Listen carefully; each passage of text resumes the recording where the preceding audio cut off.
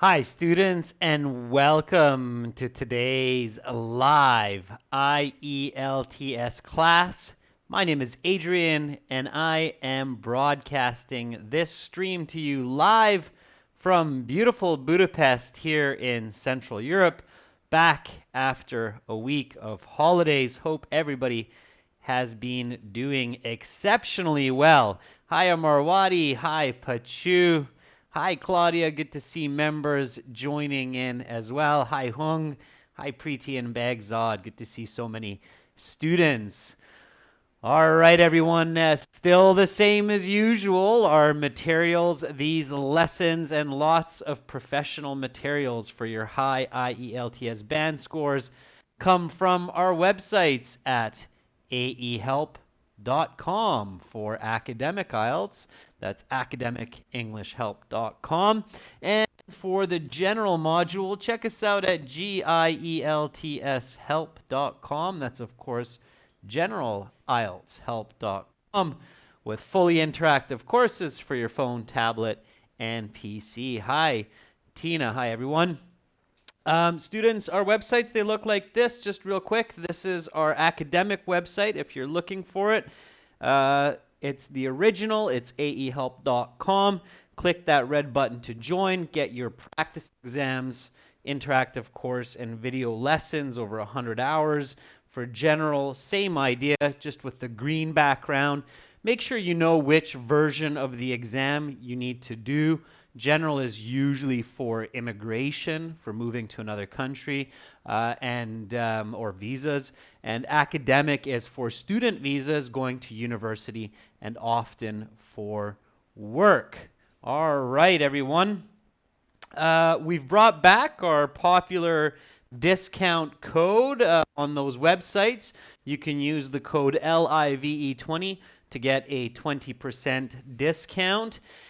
And if you have questions about the exam, about our products, about life, and the meaning of what it is to be, no, just kidding. But if you do have questions about the exam or about our products, send me an email. My name, ADRIAN, at aehelp.com. Thank you, Roshni. I missed all of our students as well while enjoying Italy. All right, here is the schedule, still the same as before. So classes go from Wednesday to Saturday, 13:30 to 14:30 and 15 to 16 o'clock, according to Central European Summertime. If you're not sure what that is in your time zone, just simply put CET or CEST into Google, and it will tell you the time zone difference. Hi, Parminder. Missed you too. Silin Wang, you got an overall band 7. Thank you for sharing that. And double thumbs up. Congratulations. Silin, we've had a few very successful students in the past week, so I'm so excited and happy for all of you for getting those great band scores. Silin, again, congratulations. Band 7, that means a good user of English, above fluent, so very good. Okay? All right. All right, students. So today we are looking at speaking part 1. We will talk a little bit about strategy and technique, and we will, of course, get into some speaking practice and exercise. Satisfying times. Awesome. I'm glad that you're getting a lot of the classes as well. Students, it is a speaking class, so don't just listen to me, but actually speak. So make sure to repeat what I say. Copy questions, not just answers. Often students focus too much enough on questions. It's very important that you focus on practicing questions for speaking as well. So when you have a speaking partner, switch roles, okay? First turn, one of you asks the questions, the other gives answers, then switch. The other asks the questions, and the responses come from the other person. So keep switching, okay? All right. Tomorrow we will have a members chat class, task 2. Then we will have listening on the 28th. Friday, we will finish the task 2 that we start on Thursday. Tomorrow in the members chat. And then we will have a reading session for everyone. Saturday will be a speaking part 2 for members and a speaking part 3 for everyone. So those are the classes coming up this week. Jat 7.5 overall, fantastic score. Thank you so much, by the way, for all those students who come back and share their scores in the chat. It's fantastic. I'm sure it motivates other students to learn and to know that it is possible to get those scores with practice and the right strategy. All right, students, let's get right into it. So, speaking in the IELTS exam, it's a 12 to 15 minute interview, usually with a native English speaker, sometimes not. Sometimes it will be a non-native user of English, but a very, very fluent English speaker, of course, like a band 8.5 or 9. So be ready to hear different types of accents from your interviewer, okay? During those 15 minutes, you will be required to answer questions in 3 parts. Part 1, which we're doing today, it's some questions on a general topic, a little bit easier questions.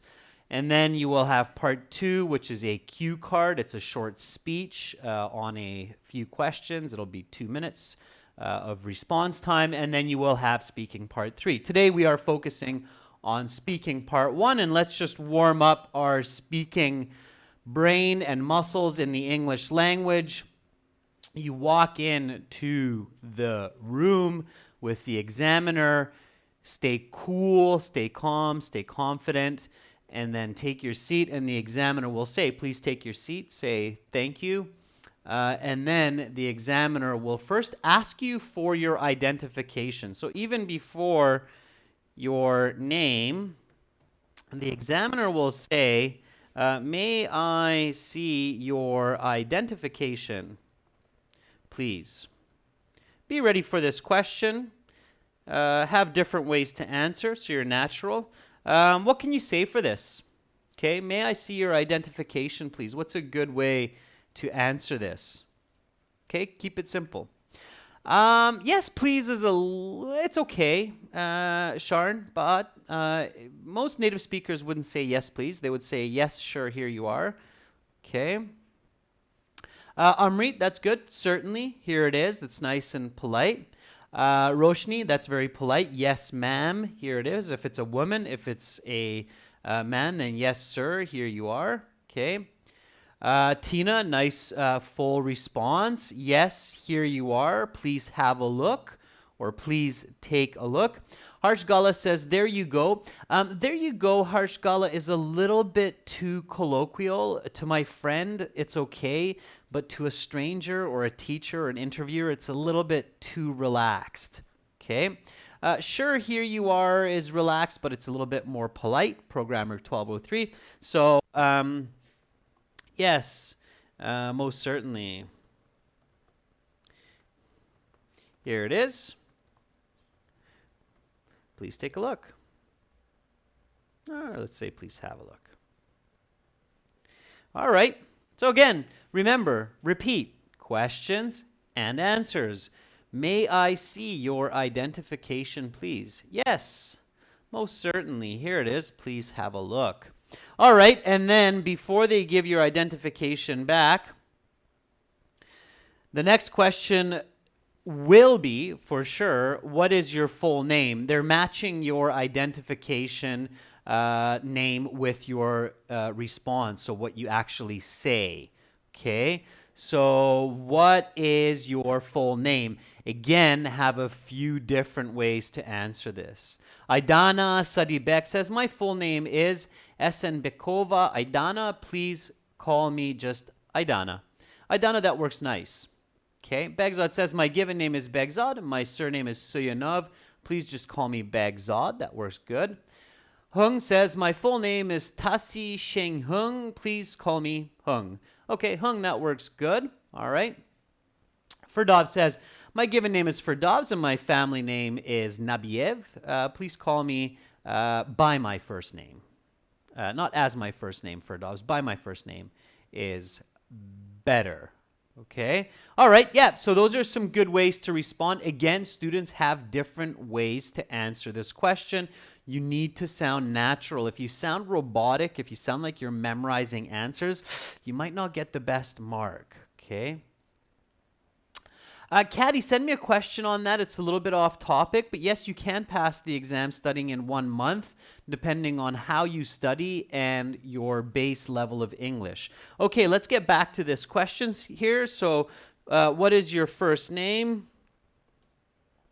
My given name is Franklin. And my family name is Smith, as you will also see in my passport. Please just call me by my nickname, Frank. Okay. All right. Now, again, as long as you're natural, smooth, and fluent, you can get these types of longer responses in for this question. So repeat after me. What is your full name? My given name is Franklin, and my family name is Smith, as you will also see this in my passport. Please just call me by my nickname, Frank. Okay? Again, they will ask you, what should I call you, especially if you have a difficult name. So make sure you tell them. Try to preempt that question. So don't wait for them to ask you, what should I call you? But just say, if you have a nickname, just say, call me by my nickname, Frank. Okay? All right. So then you will have a few more, 1 or 2 more kind of follow-up questions to this to make you feel comfortable, hopefully help you relax, okay? These are just some icebreaker questions. They're called icebreakers. So the examiner will say, all right, now for part 1, I will ask you a couple more questions to get to know you better, and then some questions on a general topic. What do you do at weekends? Now, British English, they say weekends. North American English, Canadian, US, we say on weekends. Doesn't matter, it's the same. So what do you do at weekends? This is a general question, so use the present tense. Okay, when you have general questions, always use present tense. Monica Lama says, at the weekend, I like to hang with friends because I really enjoy their company. Like last weekend, I went hiking with my best friend. We had a great time. That's really good, okay? I like how you answered, explained, and gave an example, Monica. It sounds like you have some good teachers. You're paying attention to our lessons, so that's fantastic, Monica. It's a good answer. Ferdov says, at weekends, I like to go for walks in the park with my sons, take in the fresh air and unwind from the stresses of everyday life. Ferdov's really nice, natural language and expression. Perfect length of answer. Very good. Okay, very nice answers. I'm very happy that students are paying attention to previous lessons and practicing. It shows. I can see it. Okay, fantastic. Tina says, well, at weekends, I usually do chores and make a great meal to have with my family. And in the evening, I go out and hang sometimes with my family or with friends. Yeah, that's great, Tina. Instead of the second part of that, Tina, I might just actually give an example of a great meal that you made. It's interesting that you say you like to make a great meal. Maybe say a meal that you made. So, Tina, it could be better by saying something like, well, at weekends, I usually do chores and make a great meal to have with my family. Like last Saturday, made a very delicious beef stroganoff for my kids. Okay, so that could be a little bit better, Tina. Whenever students, you say an idea that's a little bit unique, which is good because it's original and natural, like make a great meal on the weekend, give an example of that, okay? Like a spaghetti, a stroganoff, a pizza, or maybe something more complex like sushi, all right? So give some examples, all right? Give some examples. Those will help your marks. All right. So here we go. Whenever I have the chance, I like to do some extreme sports on the weekend, like mountain bike or rock climb, like last Saturday when I scaled a 100-foot rock face. All right, always like to teach you a little bit fresh new English whenever I can. Students definitely do pay attention to learning vocabulary. Pop quiz. How many words should you focus to learn and use each day before you sit the IELTS exam? This is a very good point to take note of. How many words? What's the average number of words that you can effectively learn to understand and use each and every day, every 24 hours for about 30 to 60 days before the exam? Bagzad says 3 to 4. Roshni says maybe around 5. Mad Bat says, hey, how about 5 words? Roshni says 5. Hung says up to 7. Yeah, anywhere from 4, 5, 6, 7. Okay, roughly about 6, 7 words. That's realistic. If you have lots of time to study, you're a student, maybe you don't have a job, you can focus on studying only. 6, 7 words is realistic.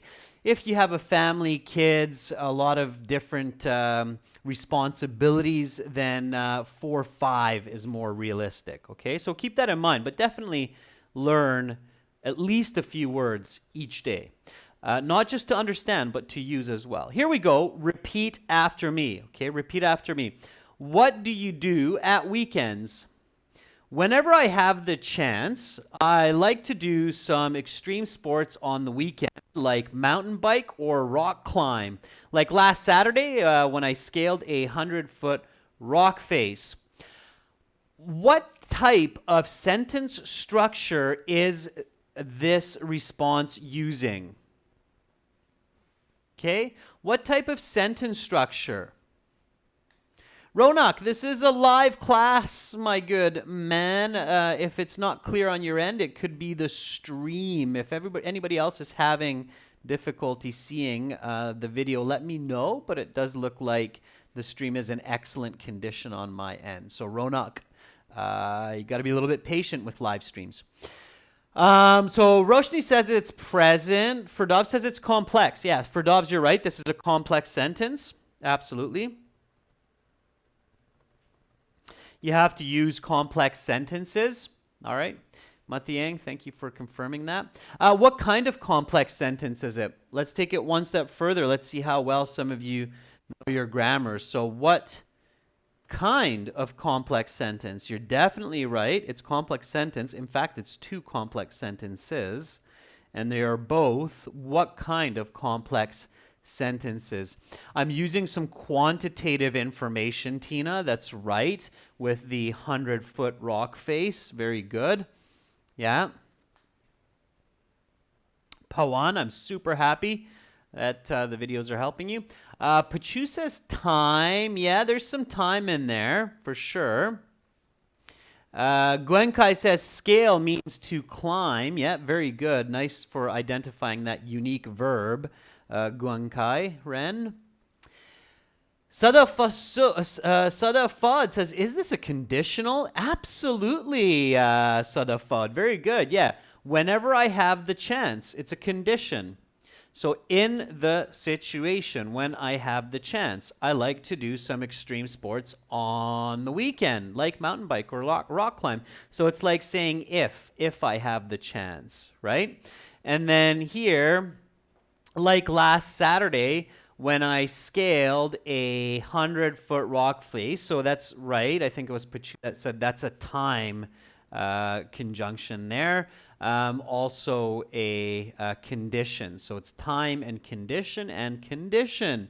So very good. Yeah, complex sentence using mostly condition with a little bit of time. Yeah. When you use these kinds of complex conditional sentences effectively, your band scores go up, up, up, and up. Okay, so very good. All right. We'll skip the next one. Where do you go to relax? Let's get into some strategy here. Let's take a couple points on dangers for low scores. Okay, dangers for low scores. So, what are dangers that you have to pay attention to in the speaking interview which can result in low scores? So many students have good English, good communication, but they still don't get the score they need in the speaking. So they need a 7, and they keep getting 6s or 6.5. Or they need a 6.5, they keep getting 5.5. What are the dangers, the caveats that students often face, the mistakes that they commit in the speaking section? So Begzod says one of them is not reflecting the grammar of questions. Yeah, so the question is maybe a conditional and they don't reflect that. Ariane says fluency, but you know what, Ariane? Fluency is not actually a big one because we are as fluent as we are. What I mean by that is fluency is something that we usually don't make a mistake on because that's our actual level. Rather, we are not showing our fluency. Okay. Satisfying time says confidence. Yeah, absolutely. So lack of confidence, or saying in another way, is being shy. Okay. That's definitely a big one. Don't be shy during the exam. That is one of the biggest dangers. Be confident. Okay. Think about the examiner as your grandfather or your grandmother. Be confident. There are lots of students who are taking the exam. The examiner doesn't really care about you too much. They are not going to feel insulted, okay, with your language. So be confident, be strong, believe in yourself, okay? So lack of confidence, definitely. Exod said a good one, said not reflecting grammar of questions.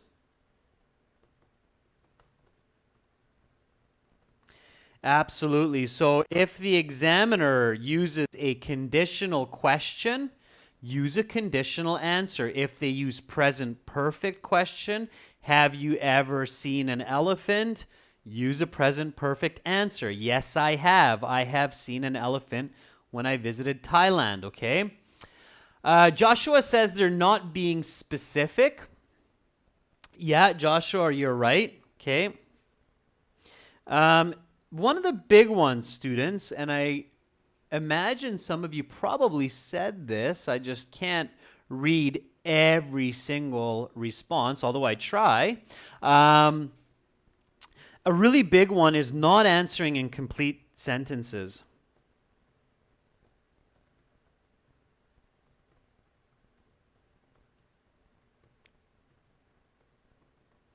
Okay, so here it's a little bit tricky, students. The IELTS exam is not the same as real life. Students think, oh, it's like a real life chit chat, but it's not.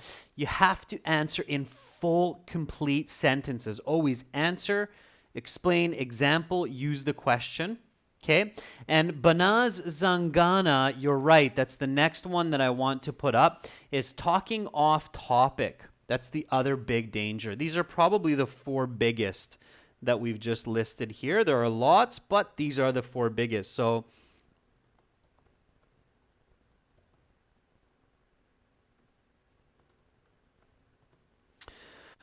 all right.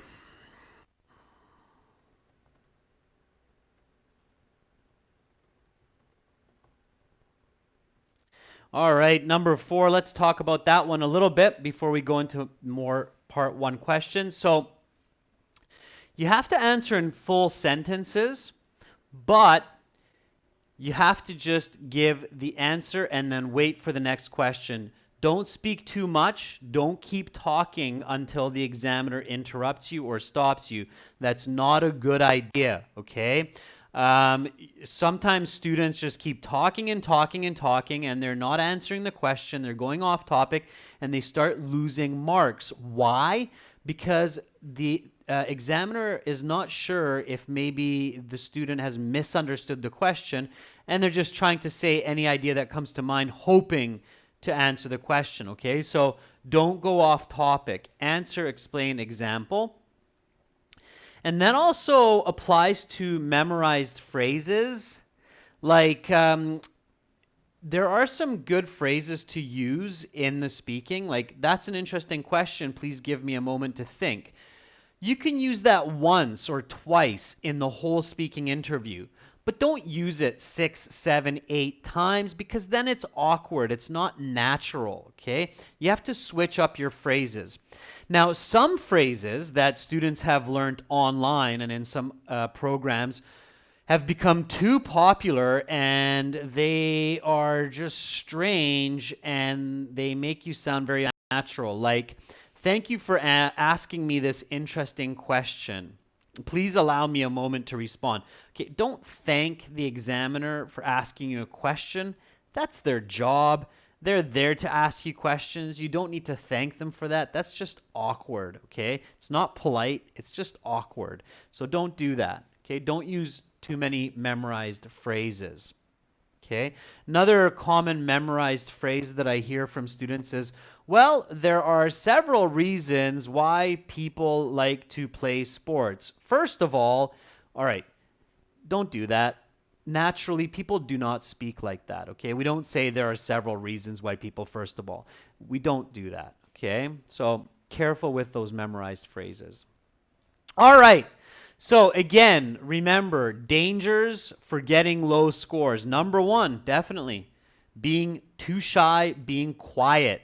The examiner can't hear you. They can't give you a mark. If you speak in short sentences or 2-word answers, they cannot give you a good mark, even if you have good English. Okay?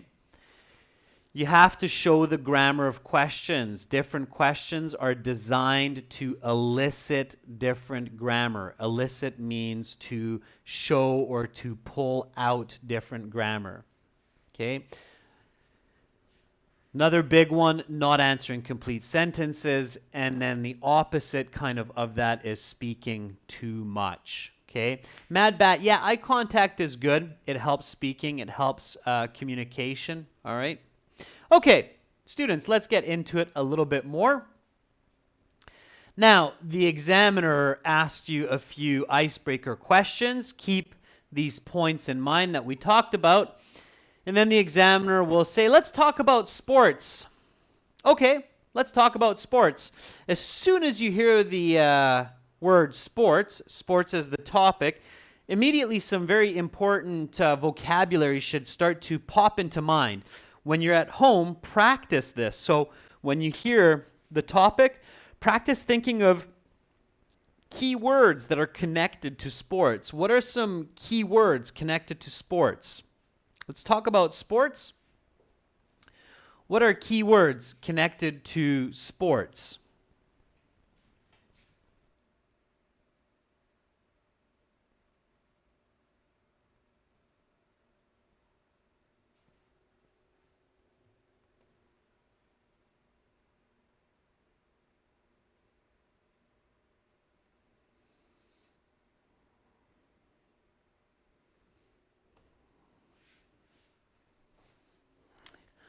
Athlete, Northwest Gaming, very good. I done, audience, for Dobbs, competition, Preeti, teamwork, physical strength, Preeti, very good. Okay, those are all excellent. Yeah, excellent. So football, working out, competition, those are all really, really good. Yeah, so I'll write those up in just a moment.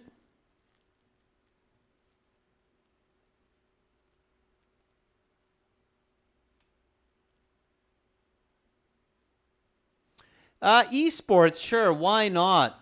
Okay, that works.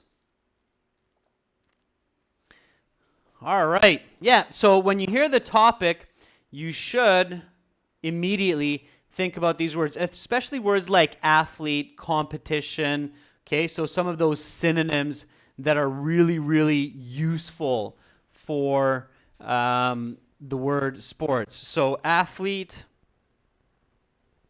team, competition, tournament. Okay, all of those are good words to think about. They should just kind of pop into your mind. All right, so here's the first question. What is your favorite sport? So what is your favorite sport? Sana Soil says burning calories. That's good too. It's getting a little bit specific, Sana. All right, so first question. Okay, what is your favorite sport? What is your favorite? It's very common in part one. What is your favorite fruit? What is your favorite sport? What is your favorite TV show?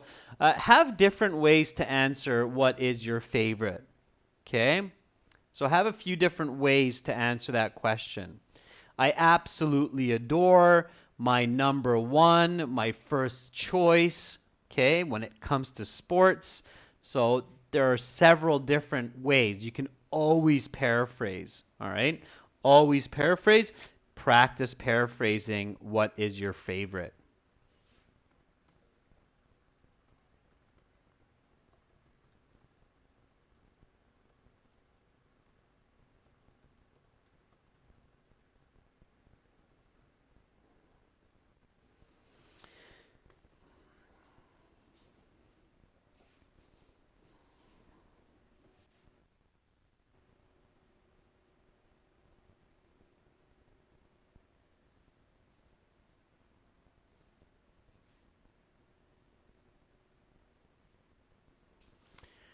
Sundar says, my favorite sport is cricket. Okay, Sundar, you should always explain why, because I've been playing it since I was a child, and I'm quite good at it. Okay, Sundar, so always give me a little bit more than just my favorite sport is cricket. That's a little bit too simple. Kyber says, well, my favorite sport is cricket. It has a set of rules, and you can do well by. Okay, Kyber, you're making a few mistakes there. Don't use the word your in your response, okay? Talk about yourself, not about the examiner in this case.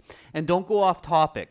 So here you should say, my favorite sport is because, and I play it every Saturday. All right, so stay on topic. Again, remember those dangers, students. Don't go off topic. All right, I'm just asking you what is your favorite sport. I'm not asking how to play it. Okay, that would be a different question. How do you play it? All right. 3D Pictures says, the type of sport of all time is definitely table tennis. I do this sports once in a fortnight. 3D Pictures, that's a little bit awkward, I'll be honest with you. It's not quite natural. You need to say, for instance, 3D Pictures, a better way to say that would be, my favorite sport of all time is table tennis. I play it at least once every few nights. Okay, in the evening with some friends. So that would be a better way. So my favorite sport of all time is table tennis. I love its fast pace, and I play it at least once every few days at a local recreation center. Okay, so that would be a good answer. Repeat after me. What is your favorite sport? My favorite sport of all time is table tennis. I love its fast pace, and I play it at least once every few days at a local recreation center. Notice how it's fairly short. I give my answer, I give the reason, and then I give an example of how often I play it. so that the person knows that it's my favorite sport, something I do regularly. Okay? All right. Amarwadi says, my first choice is swimming. I find it relaxing and an excellent workout. Yeah, sure. I'll put up as an alternate answer for that one, Amar. Yeah, why not? So my first choice when it comes to athletics is swimming, since I find it very relaxing and it is a full body workout. Okay, so that would be a nice alternate. Again, pay attention, students, to new vocabulary, a different way to say my favorite. My first choice when it comes to athletics. Athletics is another way to say sports. Is swimming, since I find it very relaxing and it is a full body workout. What kind of a complex sentence is since? What kind of a complex sentence is since? It is a drum roll.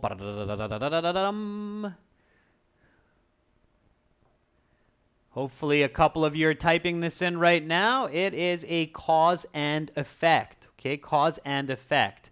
So you should use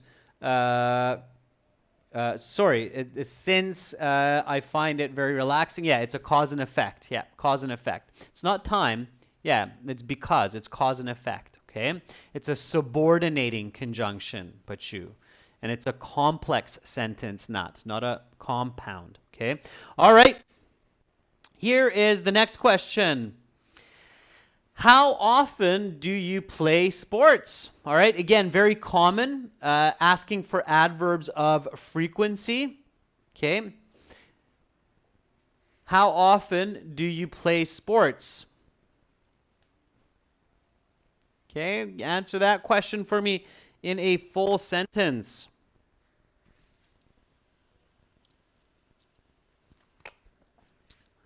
How often do you play sports?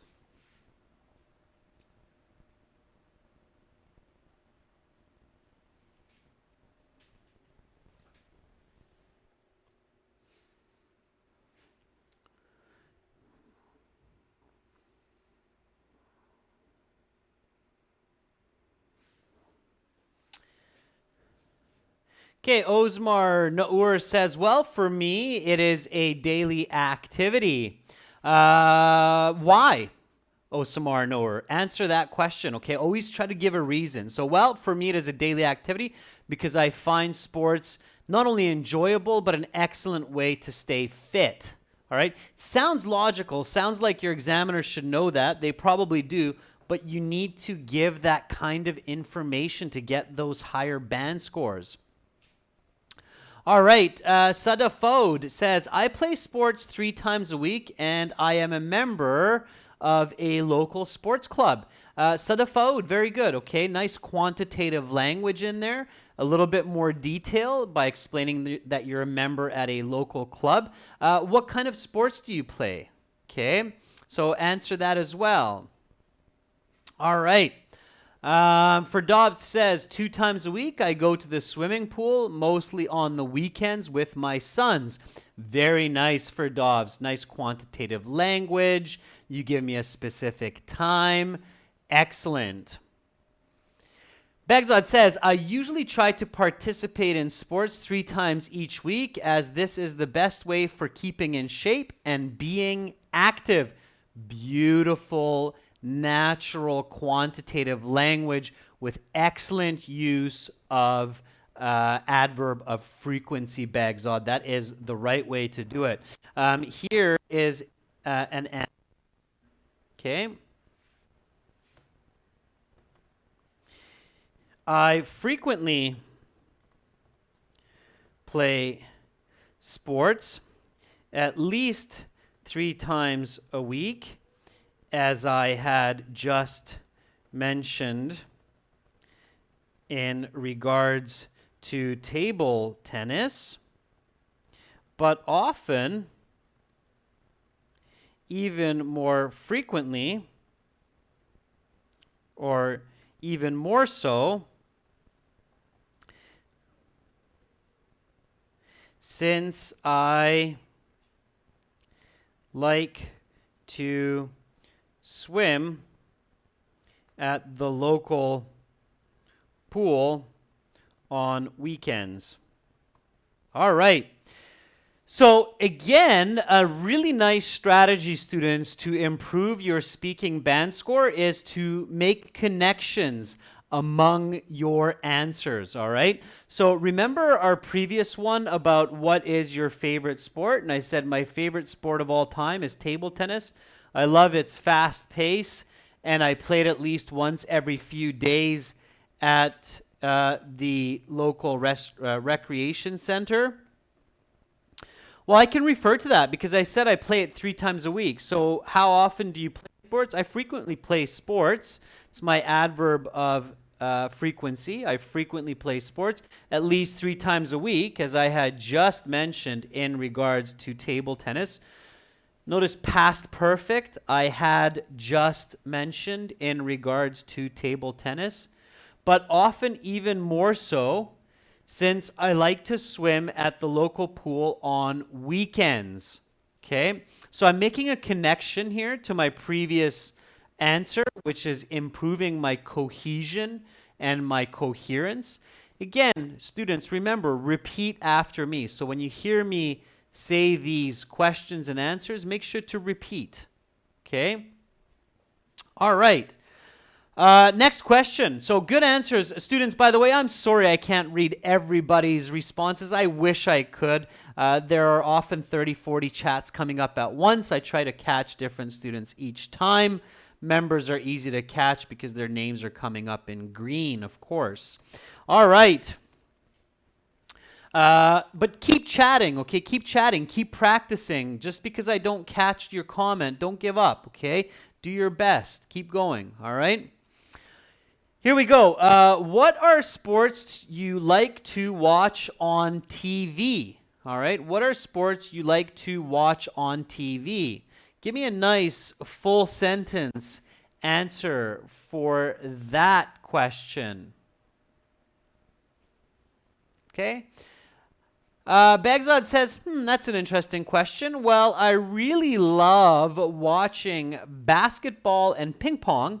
As I had previously said, that watching them helps me learn new tricks and methods. Yeah, ping pong, Begzod, as you've clearly indicated, is another way to say table tennis. Very good, ping pong.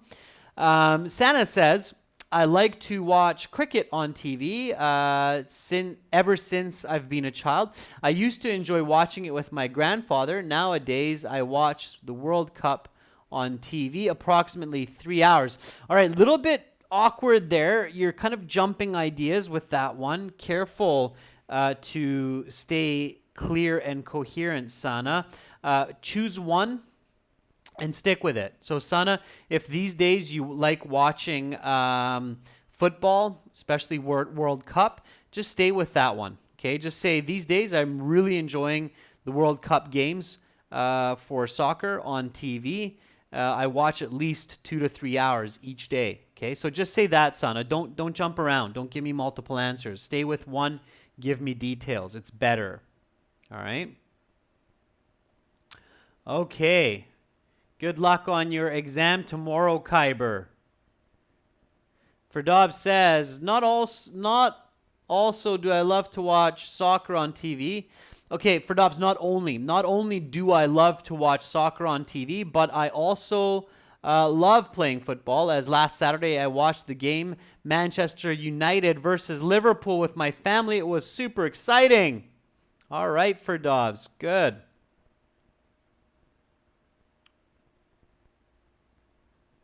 Malachi Kanoba says, I play football every evening after work and in the mornings during weekends. It helps to keep my body in good physical conditions. Malachi, I think you're answering a previous question there, which is okay. All right. Mathyang Mashar says, I enjoy watching football quite frequently because it inspires me, especially when I see the upcoming stars. And I also find it a lot of fun. Very good. Okay, that's a nice one. So it's inspiring. All right. So here we go.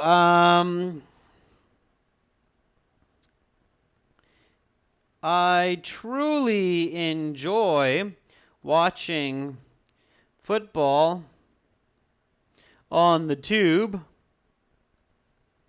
as it is not only exciting. I like how some students use the correlative conjunction not only but also.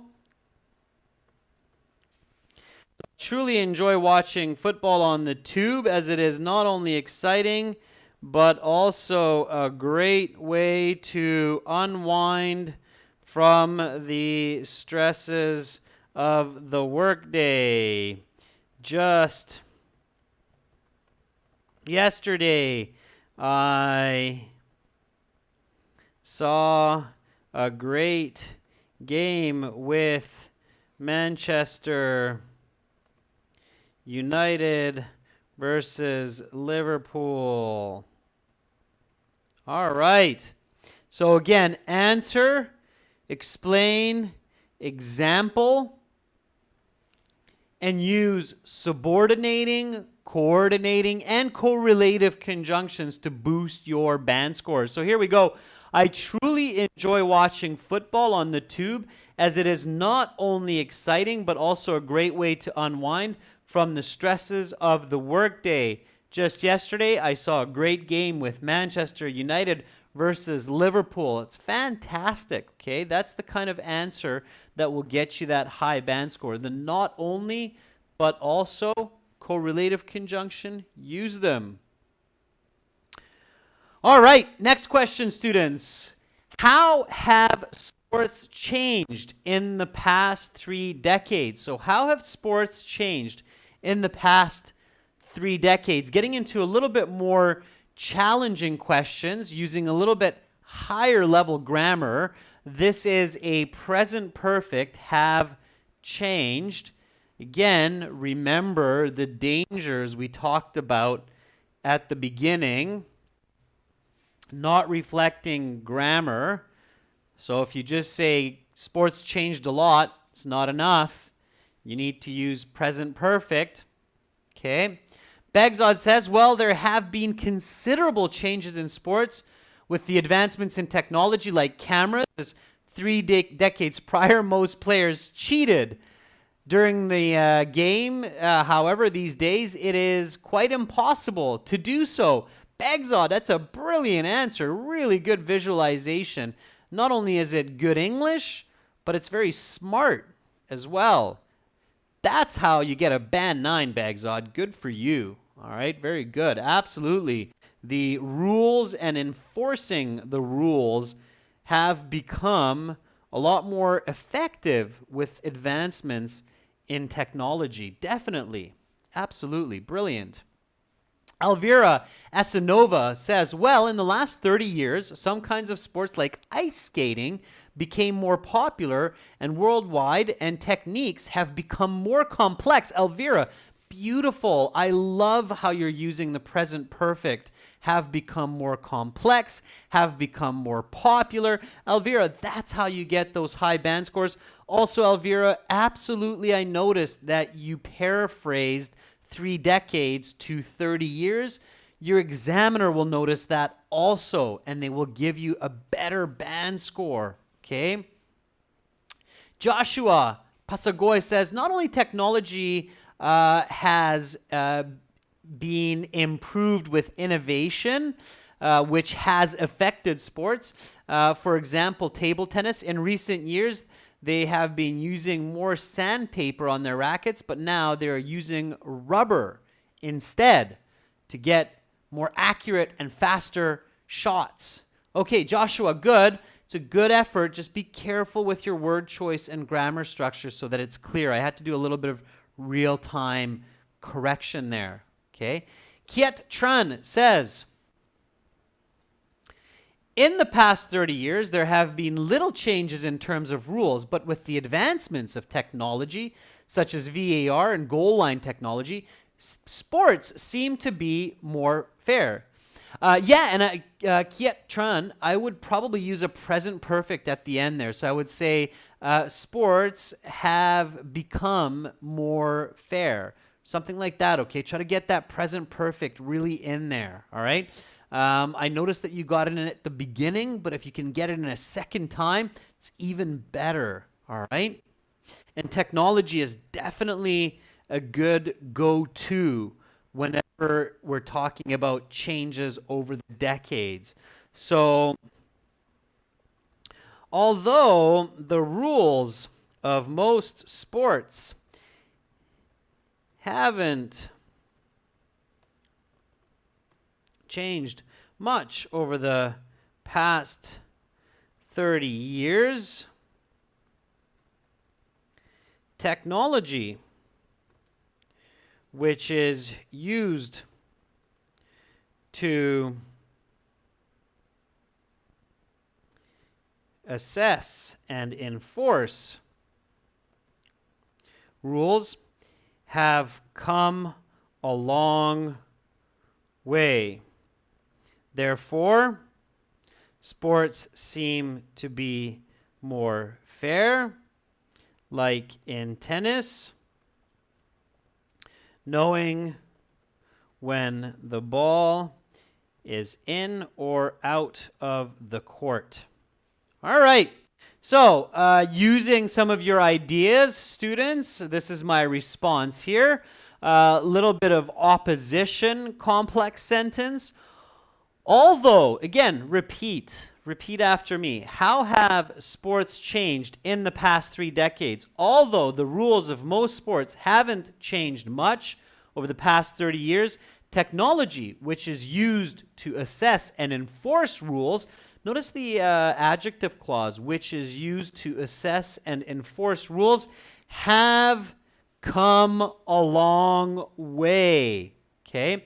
That is a nice expression which means have advanced. Okay, so have come a long way.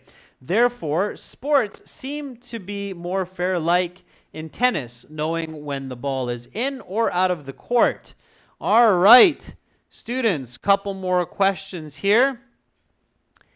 How has technology changed sports entertainment? Lo and behold, another question that you can connect to the previous. And here's another one. If you could try any sport, what would it be and why? I will leave you these last 2 questions for homework. You can answer them on your phone, record them, send them to me by email, and I will tell you roughly your band score level for those 2 questions, okay? Again, my email is Adrian, Adrian, at aehelp.com. Send those answers as an MP3 recording to me. Again, those questions are: how has technology changed sports entertainment?